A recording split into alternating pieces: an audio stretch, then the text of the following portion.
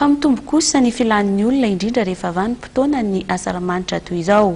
Ho famalina ny filan'izy ireo tokoa dia nidroso amin'ny campagne crédit taona 17 ny banky BNI Madagascar.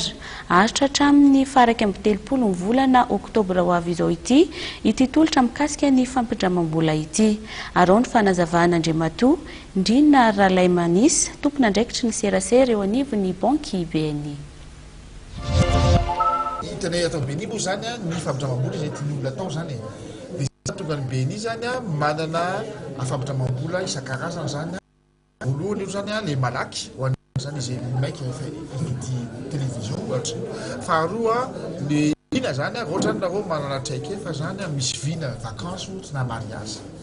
Zay natao vina dia vaika moa zany amin'ny resaka hividy fiara zany nareo na hividy moto na hividy Vespa zany dia natao vaika ny anarany dia crédit fianarana moa zany hitantsika zany fa amin'ny volana oktobra zao zany hividiram-pianatra zany dia mila fanomanana zavatra zany dia vonana zany BNI anampy ny mpanjifany amin'ny zavatra zany. Raha misy toerana tiany alay zany dia hividy billet d'avion zany ho an'ny ivelany dia vonona zany BNI anatanteraka zany izay vina tiany le olona atao izay.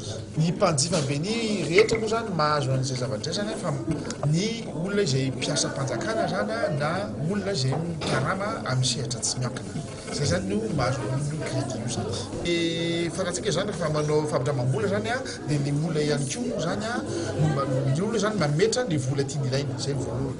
Faharoa ny olona koa zany mba miteny hoe firy volana ihany koa zany na firy taona zany tiana amerina ny vola zany. Dia arakaraka zay zany no fantatra zany ahoana zany dia ohatrinona zany ny vola tokony averina isan'olona. Pourquoi zany satria misy atao hoe taux standard zany izay atao amin'ny BNI zany.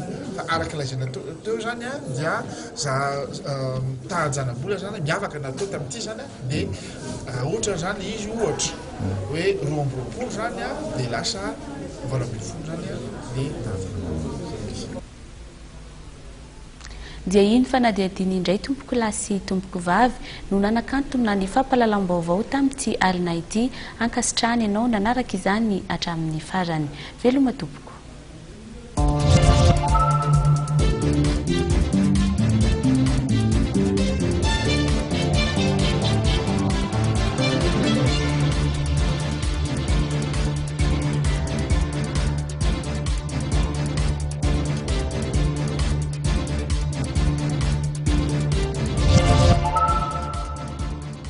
Ni Fitman na dia mikarakara kolonia de vacances ao an'iny.